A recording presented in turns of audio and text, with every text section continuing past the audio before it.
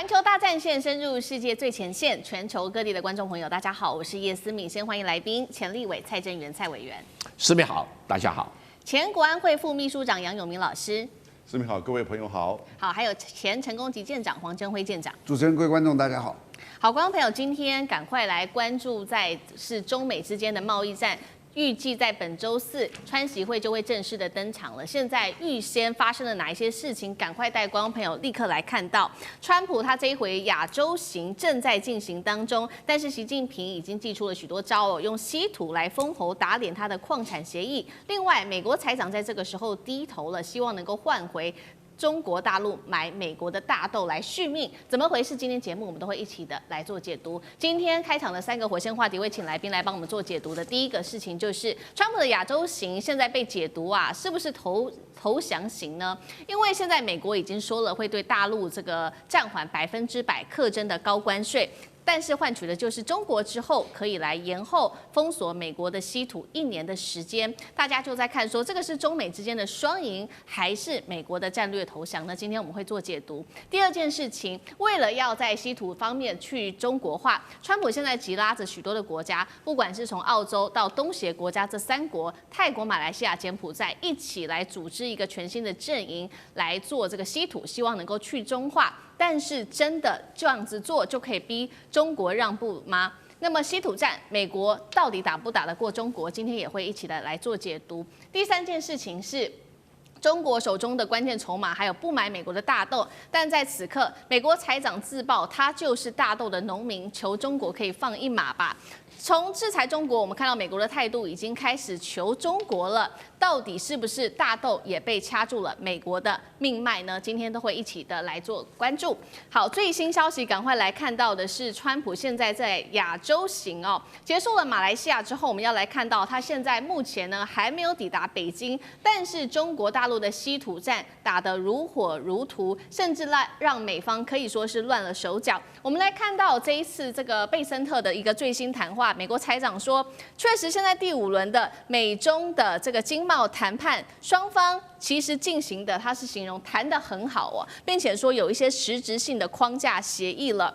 美国不会对大陆加征100%的关税，换取的是中国在稀土上面的让步，并且恢复。他说了，大豆上也会来正式的恢复采购，听起来是双赢，但是有人解读这个是不是美国被迫低头呢？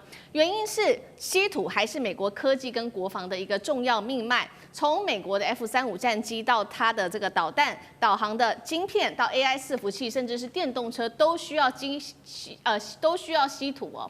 而大陆它掌握了60%的稀土的量产跟精炼技术达到了90%，所以川普这时候赶快急着求着其他的国家一起来做稀土，包括刚刚提到的澳洲签下85亿美元的关键矿产合作案。而在这一次，他特别访问东协国家，也拉拢了这个3个国家：泰国、马来西亚跟柬埔寨，一起来个别签订协议，希望一起来做稀土，分散对于大陆供应链的一个高度依赖。但是讽刺的事情是，这个协议都跟东协都还没有正式的先生效哦。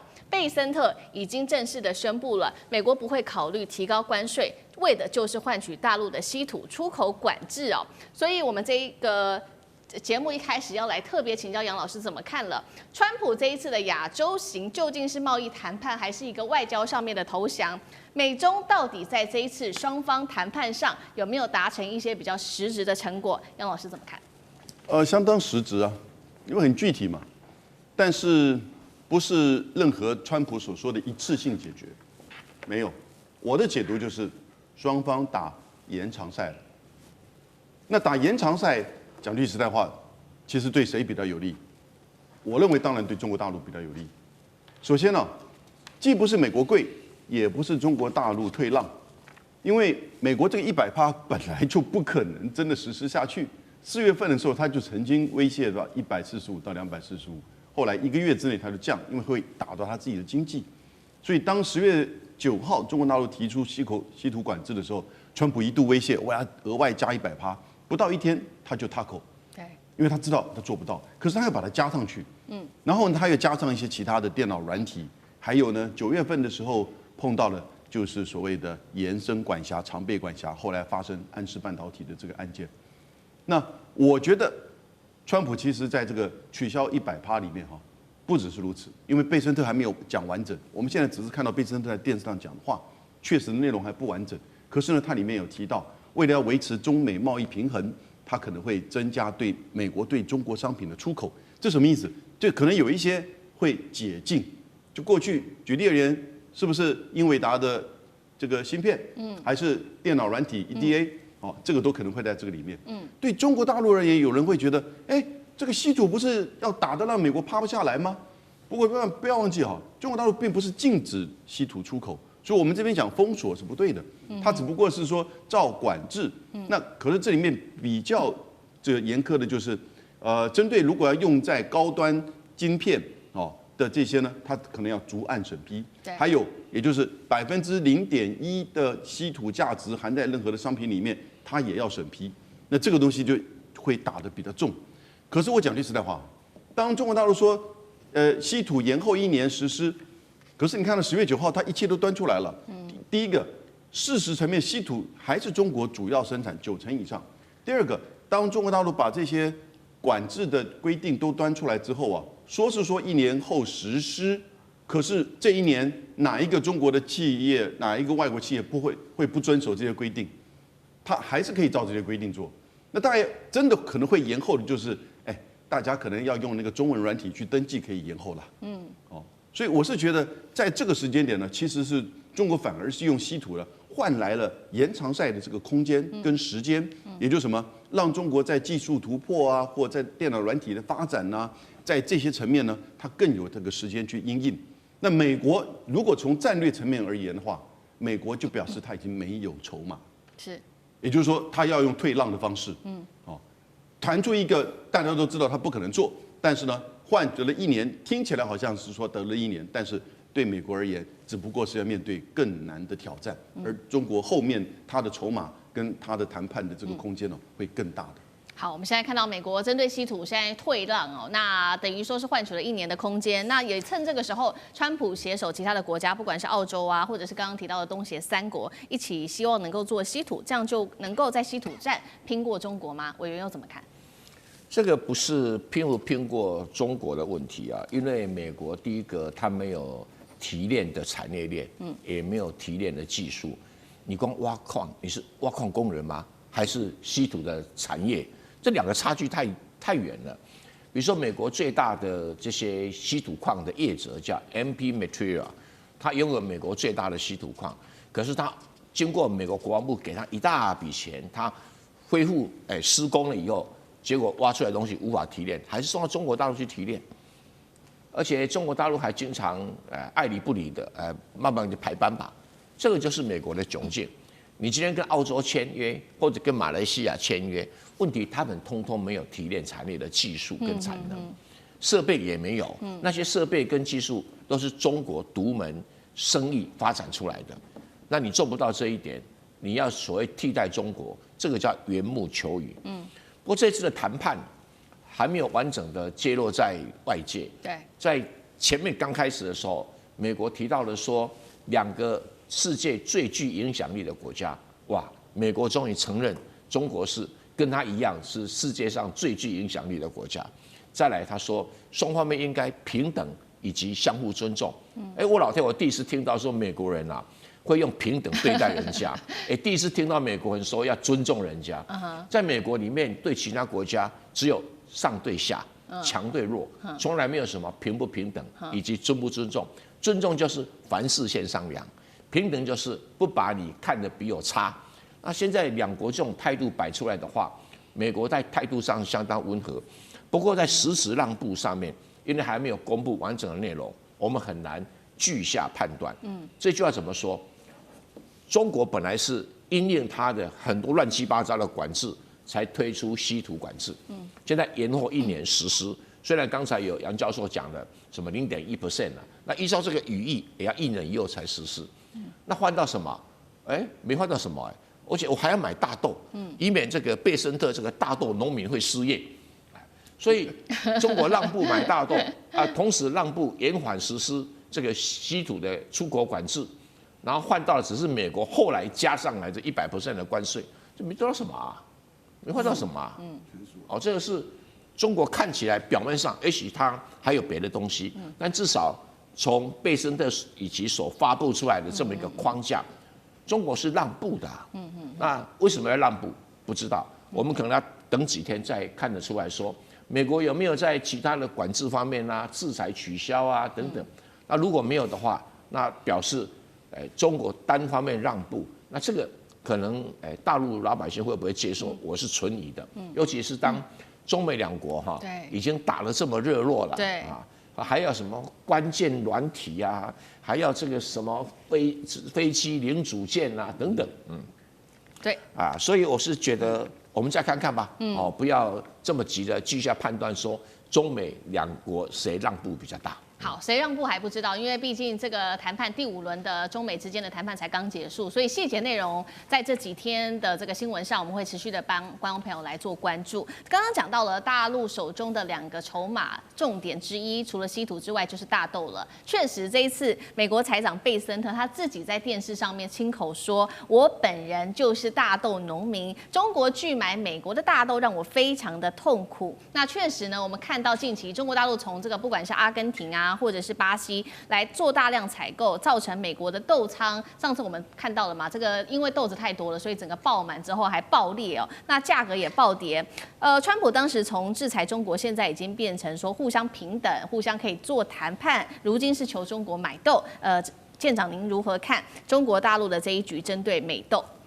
首先要知道，这个大豆不是说我现在开始买我就能够补足去年的那个分量。我们假如把2024年，好比说中国大陆买这么多的大豆哦，它采购到今年的9月份，它已经买了82%了。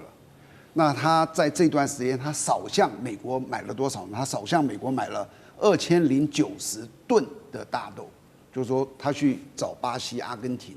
所以现在我就算转过头去向美国去买好了，他不可能把所有这些都补齐，因为他去年的分量，如果说买的跟去年一样，它只剩下1800多吨。就我全部跟美国买也补不足，而且到现在那是9月，现在又到了10月，中国大陆到底买了多少？那还要最新的数字出来才知道。就是我就算去找美国去买，也不见得补得足去年美国所采购的这个量，所以这是一个。这是第二个，就是中美贸易谈判，尤其是跟美国谈判，你就知道任何东西只是暂时性的。对。好，现在好像很顺利，怎么样？可能再隔2个礼拜。川普又一个什么不高兴，又怎么样，然后又开始了，所以这个只是一个暂时性的止血，它绝对不是一个政策的解决。这是第一个。那至于他是不是在为下一轮谈判布局哦，我觉得是这样。所有的谈判其实都在看，好比说我跟你谈判，我们都在看双方的牌嘛。你有什么牌，我有什么牌。你没有牌，那我只有任人宰割。那这个牌这中间又有一个分的，一个是致命的，一个是不是致命的。好比说我们2个打仗，我有一大堆武器，我告诉我有 F-16。我有 M1A2， 我有什么战舰，你只要告诉我一样东西，我就知道我说。你说我有一颗核弹，那我知道不能。有些东西是致命的，有些东西是让你觉得难受的。对。那整个我看中美双方现在所有施出的这个牌，像大豆，它只会让美国难受而已，它不会致命。但是有一样东西是致命的，那个就是叫稀土。稀土只要中国卡死，美国是过不下去的。它不可能10年的军工哦，就是说停摆。然后我现在来看，我不要说讲得很细，我现在去分析一下中美的这个贸易战哦，最后中国一定胜，它的原因有4个。第一个原因就是稀土的原因，因为只有它有致命的，美国没有一样东西是中国致命，这是第一个。第二个，美国是一个分裂的国家，中国是一个团结的国家，而且美国的分裂不是说民主跟共和2党分裂，是它政府里面就有一个叫做什么建制的一个政府。那个建制的政府现在在跟川普政府是在作对的哦。那第3个就是一个是兼职的，一个是业余，一个是职业。中国所有谈判的都是这个职业的，美国都是。你看像贝森特原来在干嘛？他是业余的。第4个就是哦，中国因为它的体制的问题，所有的官员都是一个很长远的战略规划。可是美国只看这几年，川普就看他这3年，他不会看很远。所以就这4个原因，中国拉长看，他一定会赢。好，谢谢舰长。那我们休息一下，马上回来。地缘政治、美中之争、战略价值、强权崛起、小国生存，现在与未来洞悉事件走向，掌握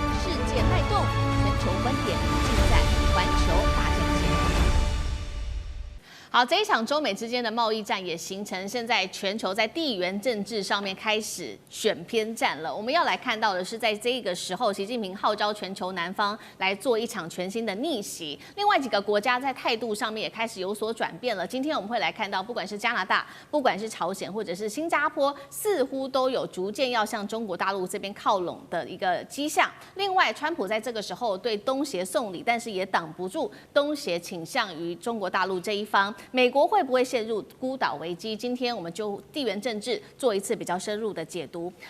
特别来关心到这一次川普的亚洲行，本来呢他是想要修补跟盟友之间的关系，现在看起来是不是在贸易上他变得越来越孤单，甚至陷入了孤立呢？而且呢，川普这一次第一站就去了东协国家马来西亚，并且跟东协4国签署了贸易协议。但是其实，在川普签订东协的贸易协议之前，中国大陆在这个东协的这个贸易上早就有所非常多的琢磨了。我们来看到南华早报的最新数据哦，中国对全球南方的出口，先来看到是高达了1.6兆美元，这个数字大家可能没有感觉，但是如果来对比跟美国、欧洲合计起来，其实是整高出50%的一个数量的，也代表现在在这些东协国家跟全球南方里面是非常的有这个贸易上面的实力的。全球贸易中心已经逐渐的从西方向东方来做转移了，同时这个也是被视为是一个权力的转移。另外一头比较有趣的事情是金正恩哦，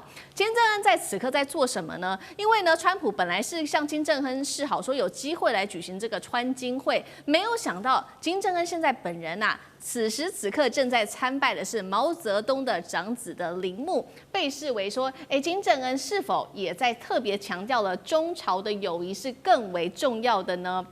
我们来看到美国的前贸易代表怎么形容现在全球的地缘政治。他说呢，世界未来会出现3个阵营，第一个阵营是美国领导的西方及盟国，第二个阵营是中国领导的全球南方以及中俄朝，第3个是唯一一个不选边站的国家，也就是印度了，它会是第3种。另外一方面，李强呢，则是现在呢持续的加大跟这个东协国家的合作，包括他访了新加坡，推了自贸区3.0，北京希望在这个时候打造的是反美的经济共同体。节目一开始，我们要来持续关心中国靠着包括它的南贸易跟一带一路撑起了全球的新秩序，也等于掌握了全球一个新的经济主导权吗？那李显龙他之前喊出过的世界减一，会不会就是意思把美国踢出去？委员怎么解读？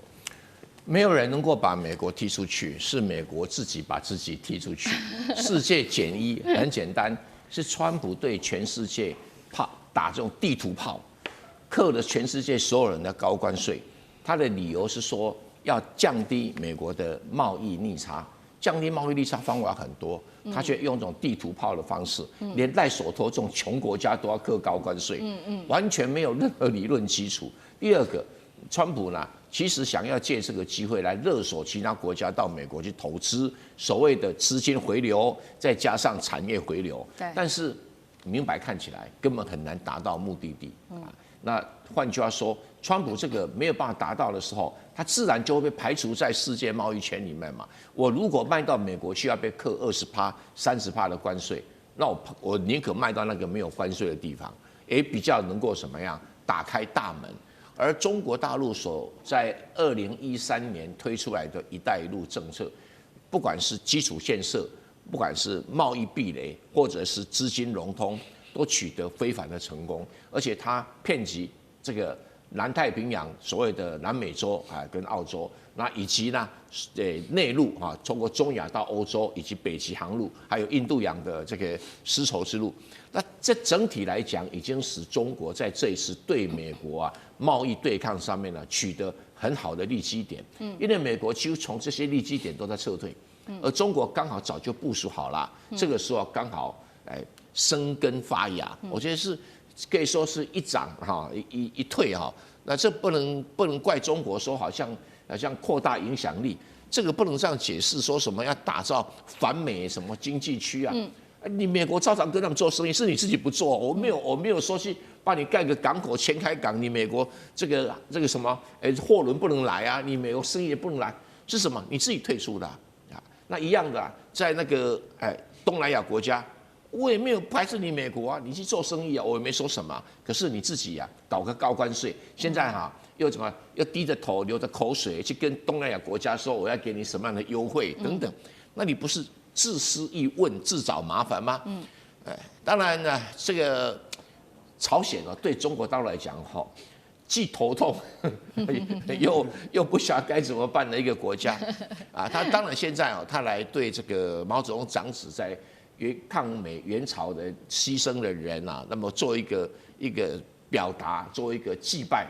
这当然是传递给中国人民说，哎呀，我们和好啦。以前我都不看你的眼，只看俄罗斯眼，我先回过头来，跟你示好。主要是在这里了，因为他知道以目前中国的经济实力，你不跟中国来往，你跟谁来往？俄罗斯现在已经在欧洲忙得不得了了，他哪有空管你啊？顶多军事上给你一些补助而已啊。但是你朝鲜要发展经济，你不能不仰仗中国。可是你又不听中国的话。中国叫你改革开放，你死也不肯；中国叫你搞所谓自由贸易区或者这加工出口区，学早期的深圳，他也不做。所以他是不是想转变，我不晓得。但是至少我觉得他好像有意识开始转变他那种封闭式的经济体制了他如果能够改变，而且学习中国，我也觉得这是个好事情了中国应该也给他鼓励啊，给他支持了那其他的有些乱七八糟的国家，什么加拿大，我觉得中国根本爱理不理就好了。那种国家，你理他也没什么用，他随时会变卦来变卦去。那李强在新加坡推出了这个自贸区的3.0版是 RCEP， 现在已经走到2.0，他想要推到3.0。那3.0了，几乎关税等于0了，对，几乎很多的贸易障碍没有了。对，那到4.0的话，就是劳动可以自由流动了。对那我们就观看的李强。一招一招的打出来，李强是真的有香港大学 MBA 训练过了，所以出招毕竟不凡。是，除了这一次李强针对这个新加坡这边签署了这个最新协议，刚刚委员特别提到了嘛，其实这个大陆早就已经生根在东协国家了。那毕竟东协是新兴市场，已经在全球的经济来说已经将近1成的 GDP， 所以它的重要性也是越来越深了。但我们也要持续看到说，川普这一次看到中国大陆这边呢在东协的生根，他这一次也特别用在关税上面，给予东协国家一些好处。希望能换回他们重建友谊，但是真的做得到吗？他这一次大减税的国家，针对了东南亚国家，包括了越南、马来西亚、泰国跟柬埔寨等等。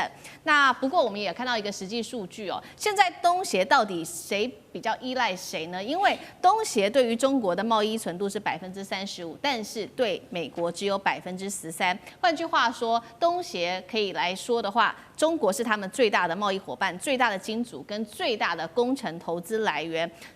川普就算祭出了这种关税上面的减让，真的就能够换回东协的心吗？杨老师又怎么看？关税有减让吗？其实他还是要求他们要负担19%呀，那比对日本、韩国还要多。他们是大概有整理一下，说对美国要在接下来投资增加300亿啊、600亿啊到900亿啊不等。不过这个他就是把民间跟政府过去投资的数字，把它做一个汇整，所以川普喜欢这种所谓大而美，把它捧得高高的，像是皇帝一样。那你看到这次川普到东协来，大家也帮他做了蛮大的一个盛大的欢迎那可是实际上，马来西亚跟印尼事实上是对美国很反感的。穆斯林国家，特别他们在处理加沙问题的时候呢，其实整个国家社会，如果你现在去看对新加坡的南洋理工大学做的整个东协的这个民调他们现在也在中美之间差不多是从前年开始已经完全这个调过来，也就是心向中国，对美国批判是比较高。那但是呢，只有在菲律宾、文莱、还有新加坡部分越南大概还维持了平等。整个中国东协的关系，就东南亚的发展我们现在不能讲东协10国了，各位，现在讲东协11国，因为东帝汶在这一次正式的加入了，所以呢，东协11国。那从2002年是朱镕基第一次提东协中国自贸区或中国东协自贸区，这是出现历史上第一个叫做 ASEAN Plus1，后来2010年就签署。那在这个之前，他就对所有的这些中南半岛的国家实施早收清单，农产品老早就可以免关税进入到中国。那个时候你知道中国跟东协国家之间的经济结构其实很像，那个时候来自于 Panasonic 的投资哦，中国的比如广东省、马来西亚、印尼都想去争，他们来投资。但是呢，到了2010年开始，中国东协自贸区开始的时候，到了2015年2.0，到了今年马上到年底，它就会签3.0。什么意思呢？就是领域范围扩大，不只是零关税、降关税，像是扩大到领域，像数位经济、绿色经济哦，或者是供应链的这些合作，以及标准化。现在中国在推中国标准2030啊，那这个是很重要的，也就是说，在整个制造业的标准化。因此，简单的讲，过去这20年哈，中国东协自贸区第一个 ASEAN Plus1，后来扩充就变成5个 ASEAN Plus1，然后就形成一个 RCEP。所以 RCEP 其实还是后面才出现的。这个东协中国自贸区使得简单的说，中国供应链就变成亚洲供应链，也就是中国跟东南亚变成一个结合的供应链。哦，它已经事实上，我去泰国的这个工业区看过，它叫阿玛塔，非常大的一个工业区。工业区一个工业区比台湾的大安区还要大，你也想象那么大的工业区，所有的日本、韩国的厂都在里面。但是呢，阿玛塔那个负责人告诉我，就这10年来哈，新进的绝大部分都是中国的厂商，而且为此他还另外再开一个跟大安区还要更大的，在整个泰国东部走廊以南的新的工业区。而他在越南跟中国、老挝跟中国的边境也开了新的工业区。所以现在的东协哈，简单的说，一个整体的东南亚大概是世界第6大经济体。那哪一个国家可以跟日本、韩国，甚至就是这个法国比较？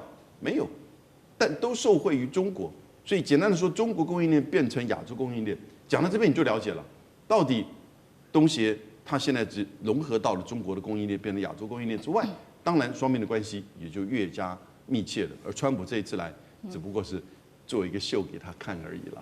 是好，一方面中国大陆跟东协的关系在持续的加深，那另外一方面，本来是美国盟友，本来是美国的好朋友的加拿大，是不是态度上也开始出现了转变？甚至有人形容说是不是叛变？原因是因为我们来看到美国一直引用美国前总统雷根名言讽刺关税的广告哦，这是由加拿大释出的。结果川普看到这样的广告，他就非常的火大，他于是决定要对加拿大再加增10%的关税。那目前加拿大3%的出口其实都是靠美国的，原本关税税率就已经很高，35%，这一回再新增10%，可以说是非常非常高了。加拿大总理卡尼这一次也是急坏了，所以他在镜头前放话，他说 APEC 上面他希望能够跟习近平来会晤，那高官也坦言，我们要跟中国建立战略关系，是这样子吗？美国的传统盟友这一回决定要转向中国了吗？舰长怎么看？首先有说，像加拿大被征10%的这个事情哦，就是因为安大略省还不是国家，安大略省一个广告让川普不高兴。对。我完全看不懂，这是一个国际的一个关系，能够一个总统因为一个事情不高兴就征一个国家10%，这到底一个什么样的国家？第二个，你自己说是不是美国的盟友在松动跟他的这种传统关系？那要问什么是他们的传统关系？他们的传统关系就是美国是老大，好不好？大家都要听美国的话。那为什么他会现在是松动？刚刚蔡委员其实有讲，没有一个人能把美国踢出去，只有他自己。因为他以前一直是老大，你知道老大有所谓的权利，对不对？我讲话你要听话，那说我有责任啊，我要照顾这些小弟啊，对不对？有些国家落后，所以我就给你一些关税的一些什么的，让你得到一些利。老大有这个义务，也有权利的。然后美国现在呢，他想享受老大的权利，我讲什么你都要听到，可是他不尽老大的责任，义务没有了。最简单的就是北约内，你看他抽手不管了。以前呢他是照顾小弟，他现在在干嘛？他现在在包销小弟，你要给我钱，然后这个东西那个东西，所以自然人家国际间本来就只有利益没有道义的，当然别的国家就准备要背叛他。我觉得我有一次看到一个文章，就王毅写的哦，让我留下很深刻的印象。我也觉得这就是中国的态度。王毅写篇文章叫做《读中国》，读书的读中国，它里面写了10点谏言。中间有2个，我看完之后我就知道，我觉得这是中国的一个态度。他说，世界领袖不好当，吃力不讨好。如果你成了世界领袖，必须要放弃许多，这是一个。还有一个是，你今天超越别人，明天就会别人超越你。事实证明，聪明人愿意是一个追随者，而不愿意成为一个超越者。我觉得这真的就是中国大陆的一个心态。当世界老大是很辛苦的，美国现在不想当了。好，谢谢黄正辉舰长。我们休息一下，马上回来。地缘政治、美中之争、战略价值、强权崛起、小国生存。现在与未来洞悉事件走向，掌握世界脉动，全球观点尽在环球大战线。接下来持续来关心的是中美之间的晶片战。首先，我们今天会先来关心的是中国在7奈米上面的突破，能否不靠 EUV 也不靠荷兰的技术呢？等一下会做关心。另外一件事情，等一下持续来关心是中核之间的安氏半导体的经营权之争。现在烧到整个供应链，不只是欧洲车企、日企，还有韩国的这些车企受到影响，包括了现在已经烧到全球供应链，像是在航空领域等等。等一下都一起来做关注。今天的3个火线话题，我们先来关心的是北京大学攻破的显影光刻技术7奈米突围成功，代表大陆不用靠 EUV 了吗？就能够撕开美国的封锁线吗？第二件事情是荷兰硬夺下的安氏半导体，但是中国大陆反手断欧洲国家的供应，从车厂一路烧到航空领域，甚至是机械，有一些领域甚至1周内恐怕就会全面停摆了。这对于欧洲来说，到底压力有多大？荷兰还撑得下去吗？尤其在这个时候，荷兰总理急着撇清说，其实呢，我们接管安氏半导体不是针对中国大陆的，我们只是因为认为呢，他们的执行长这个安氏的执行长是有问题的，所以我们寄出了这样子的一个惩罚。到底是公司治理有问题，还是因为美国压力，所以他们得持续的来做这样子的一个动作？川习会能够救得了这一场安氏半导体的危机吗？等一下我们都会一起的来做关注。刚刚讲了，中国现在有一个最新的技术，确实震撼全球，因为这个又上了《自然》杂志，就是北京大学这一回联手产业研发出的这个是新型的显影光刻技术，只溶解光刻胶曝光区域，就能够精准将这个转移的电路图案到细片上面，正式跨入7奈米，甚至是更先进的制程。这是怎么样的技术就能够突破美国的晶片封锁战吗？委员怎么看？这个报道可能跟事实不太符合哈，我跟大家解释一下。我们在做半导体晶圆呢，第一个在晶圆上先要涂胶，涂的就是光刻胶。然后再来要做什么？要曝光，就是光刻机的曝光扫描。那第3个就是把它丢到显影液里面去显影，然后显影就会去掉了光刻胶不需要的部分。那最后呢，再数刻，把它在上面去刻出线路来，大概经过几个手续，每一道手续都可能会有一点点不良率，然后每一道手续累积下来，就整个产品的不良率就构成你在半导体制造的成败。那我们来看一看，这个并跟光刻机无关，这个是跟显影有关，所以它名字叫做光刻显影，因为它用一个特殊的技术去发现到说，原来光刻机做曝光完了以后，在显影的过程里面，因为光刻胶会有残留，原来假设说光刻胶会平均散在显影液里面，它都不是，会在特殊状况的时候，它那个光刻胶的胶分子会乱粘，就造成你图案本身线路图本身产生缺陷。所以用它所提供的方法，在7奈米的制程里面，可以把这个显影过程里面的光刻胶的残留造成的不良率下降99%。那这个当然是提升良率的一个方法。对然后再送去数科的话，会做出更好的有良成品但这个不要把它看成是光刻机，跟前面的制程是没有关系的但是这个对于全世界制造7奈米的一些半导体厂，那可能都要花钱跟他买这方面的专利技术了不管台湾的台积电或美国的有一个买，但这个是等于是中国大陆在这个做这种半导体上面一个技术上的进步，因为它本来它的曝光用的光刻机技术就没有很到位。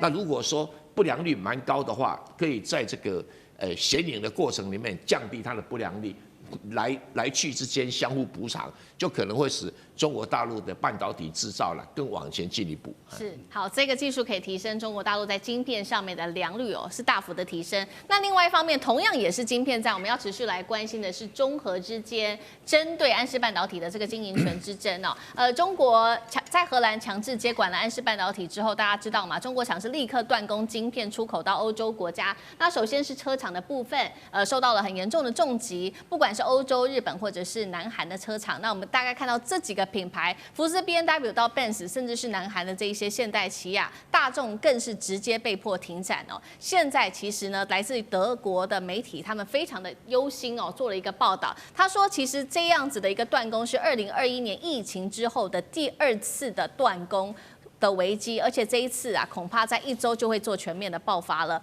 德国商报现在更担心的事情是，不只是车厂受到影响，包括了航空业跟医疗、国防在欧洲都会全面的引爆，尤其是供应链的公司，我们要来看到他怎么做分析。他说，光是欧洲的航空跟国防企业全部都是用安氏的晶片，机械工程领域高达95%，医疗领域更是高达了86%。代表说，这3个重要的产业，刚刚提到的汽车、航空到机械，1周内恐怕面临停摆问题吗？杨老师怎么看？已经停摆1个厂了。大众汽车在德国专门做德国最畅销的就是高尔夫，那个 Golf 小车子，在这个礼拜已经停产，就停工了。那接下来大概平均可能20天，因为它有一些库存。那最快的话呢？就是大概如果他做调整，2个月之内就完全没有，所以可能就是20天之后陆续，不只是大众你说 B&W、宾士日本韩国的这些汽车厂，在欧洲的汽车厂大概都没有了。为什么？因为安氏半导体主要是提供给他们然后安氏半导体里面70%的封装其实就是在中国大陆，然后有多少每年800亿颗，800亿颗半导体，然后每一个汽车里面，如果是燃油车，至少用500颗；如果是电动车，用到1000颗；如果是智慧型的这个车辆，可能用到2000到5000颗一台车子。所以你就可以想象，这些车子里面它需要用到这么多，而它绝大部分都是依照安氏半导体。那现在你说这个就是美国对它的制裁，然后到了9月份的时候就延伸制裁你海外的子公司。如果超过50%的股份，也会在制裁的范围之内。那德国就荷兰就出手了。对，那真的是很糟糕。他不知道这个冲击会这么大。对，他出手之后呢，中国就反制，在中国的70%的封装不准出口。那这个时候，所有的用安氏半导体的这个各个国家的汽车厂，尤其在欧洲的，就会碰到停产。那 Golf 已经就是停工了。来不及在就是别的地方来补呢？这个来不及，因为这个量太大。那另外再做一个封装厂，那绝对这个缓不济急。而且要经过很多的这个验证，所以现在就变成一个你必须要立刻解决这个问题。我觉得大家现在都来看接下来川习会去怎么处理。因为问题还是出在美国啦。对。所以如果美国这边放手的话，那当然荷兰这边就会停下来。就跟孟晚舟事件一模一样。那甚至我们在讲，它比孟晚舟更夸张的是，它有一点像是把就是中国在荷兰的安氏半导体把它给国有化。就让我想到50年代的时候，那个埃及把苏伊士运河国有化。当时埃及还是说得过去本来就是在这个埃及的领土范围里面，但是你这个东西是被人家几百亿，当初超过300亿美元把它买下来的一个，那做一个不是太先进，但是大家都需要的。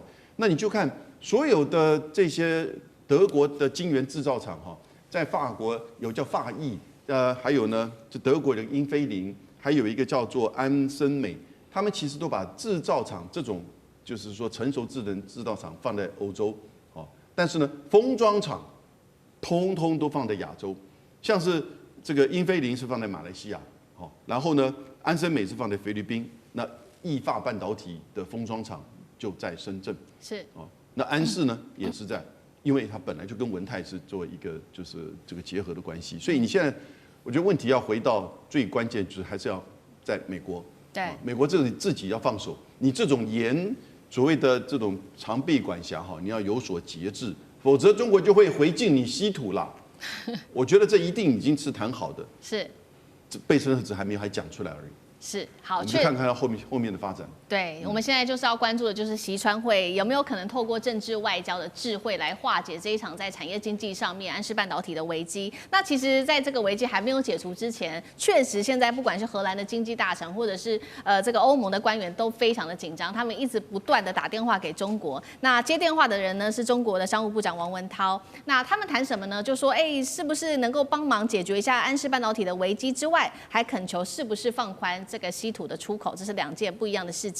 那欧洲内部现在也都在反咬荷兰啊，认为说你们这样子造成我们很多的困扰。他说荷兰你们就是挑起火线的人。那荷兰的总理他也在这个时候说，他在布鲁塞尔参加欧盟的峰会，告诉媒体说，这一次呢，安氏半导体的核心事件是执行长管理不当，我们不是针对中国的一个措施，突然间改口了，就说是执行长的问题。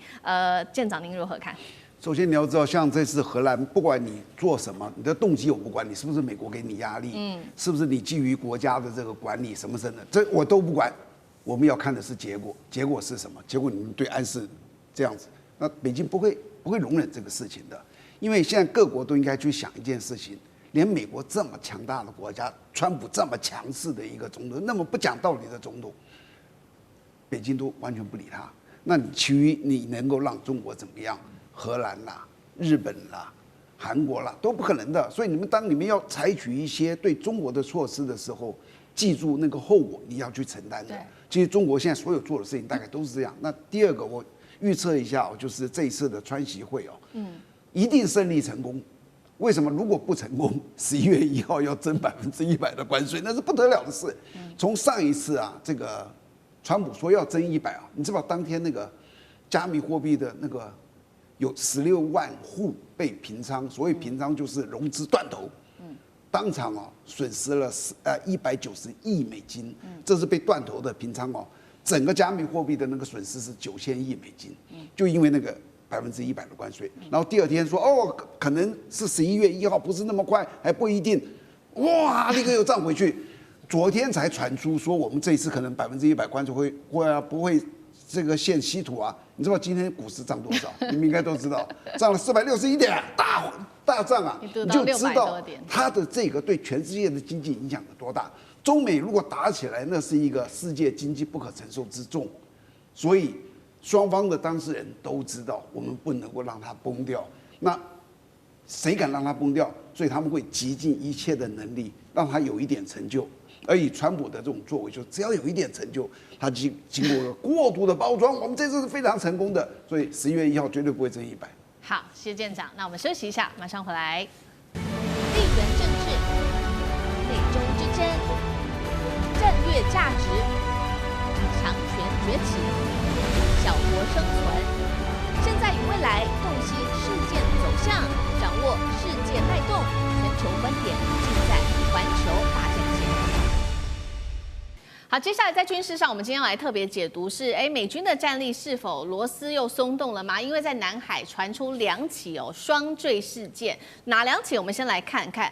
第一个就是美军的一架它的海鹰号的反潜直升机在南海执行任务时突然间坠毁，没有想到这个不止这件事情30分钟而已，它的超级大黄蜂的战斗机也在执行任务的时候坠入在南海当中。大家要来看说，这个只是最近几天的事情，但是如果回顾今年以来美军的事故是否也太多了呢？我们来回顾一下当时的杜鲁门号，在今年的2月份才遭到这个商船擦撞之后受损，而且重点是因为没有办法做维修这个能力跟不上，只能到明年的10月才能进场做整修。4月份的时候，杜鲁门号上面一架超级大黄蜂的战机也坠海。再来就是在海军的无人舰艇接连出现事故，一艘软体的故障，一艘是失控的撞毁。最后我们来看到的是它的纽奥尔良号登陆舰在冲绳的这个基地停留期间也发生了大火，到底是出现了什么问题呢？美军的战力出现警报了吗？委员怎么解读？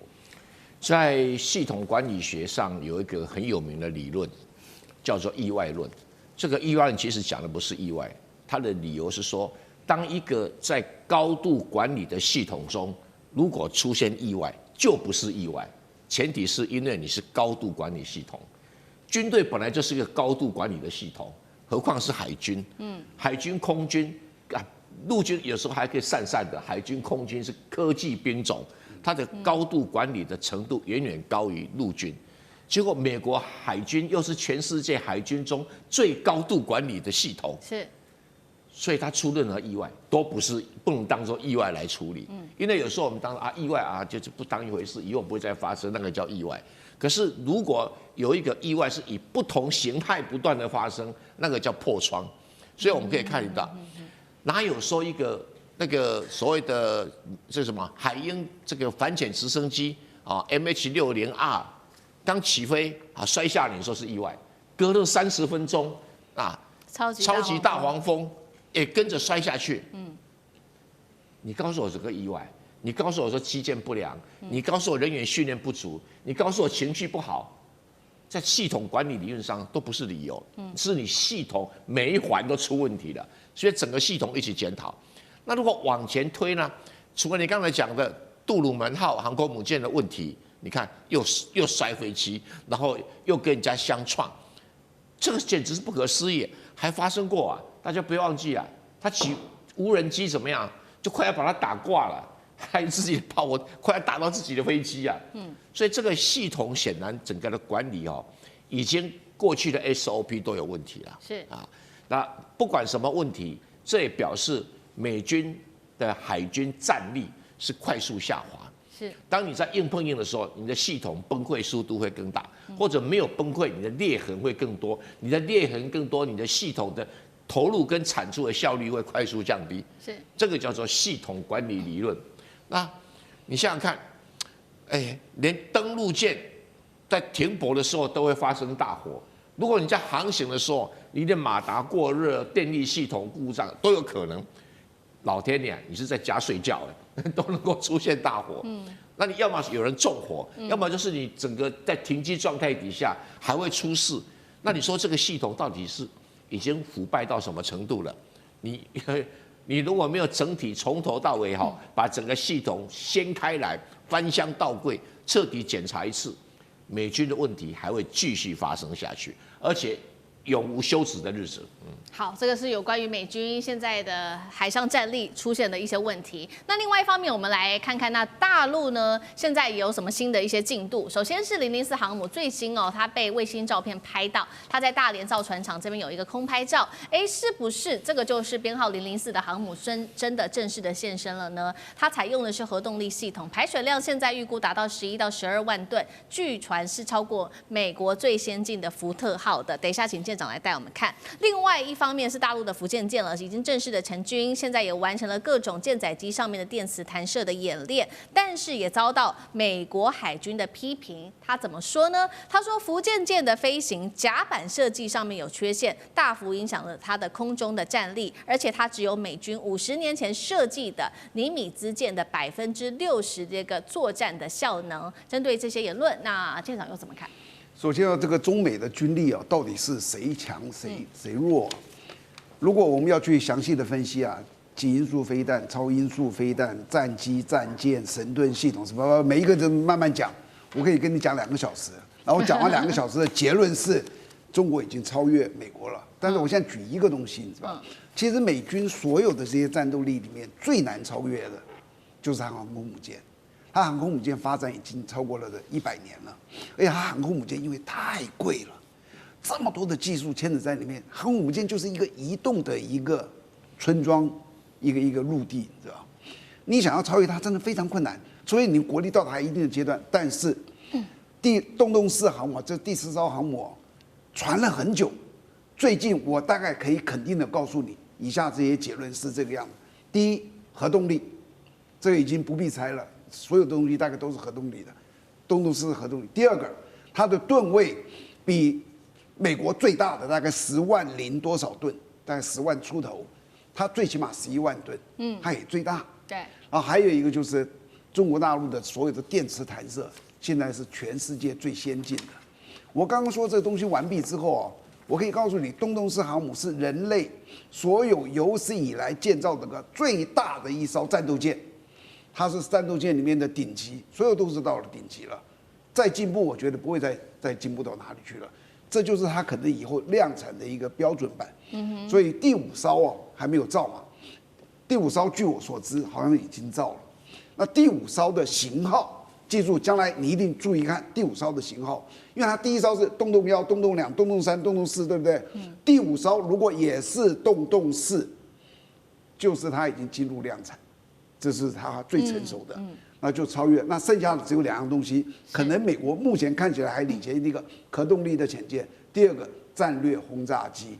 但是这2样东西，中国大陆的第一个洞沟6的核动力的潜舰的安静的程度，也是各种的没有官宣传言，哇，也是超级的进步，那也是合理的，它应该变成非常安静。还有一个就是这个叫做战略轰炸机，战略轰炸机，中国大陆现在的轰20早就在传说了。也可能在试飞，但是也没有官宣。这2个如果再出来，我就可以肯定的告诉你，中国大陆的所有的军事科技全部已经超越美国了。是，只不过这个数量，它可能现在好比说航母可能数量还没有到达这么高，这是一个。第二个，这个可能大家不太知道，这个所有飞机的起降是最危险的，而这个起降在海上是危险中的危险。是，我在乘务舰干副长的时候，有一次我们直升机起来哦，舰载直升机一起来，那天我还在船上看着它起来之后有2个引擎，有一个引擎熄火，那一个熄火，它的正常的程序是重新点火，就跟发动机一样，啪一样的点火就可以了。第二个就是我就算只有一个这个东西故障了，我拉高它的输出功率，好比说现在是输出80，我拉到120可以哦，拉高它一样可以让直升机起来。可是因为它刚起来，处理的过程它一定会下降，它的下降过来的时候，因为它才起来10几公尺，我飞行员在处理，但它还是下来，只有10几公尺，一贴到海还是晃动的，摇摆，所以那个直升机一捉得到，它是不是就开始摇摆？一摇摆，它上面的旋翼打到水，啪，当场就翻了。所以你就知道。这个如果在陆地，它是很安全的，起来熄火是不是就这样子？对。如果在很高空也很安全，甚至整个熄火，你把直升机都可以安全的降下来。是。这是直升机的特色，但是对不起，偏偏在海面这样一点高度，它非常危险。所以有时候我看到这些东西的确这么多的故障通通在一起，实在是很糟糕。但是有时候你知道，海上的飞行起降是非常危险中的危险。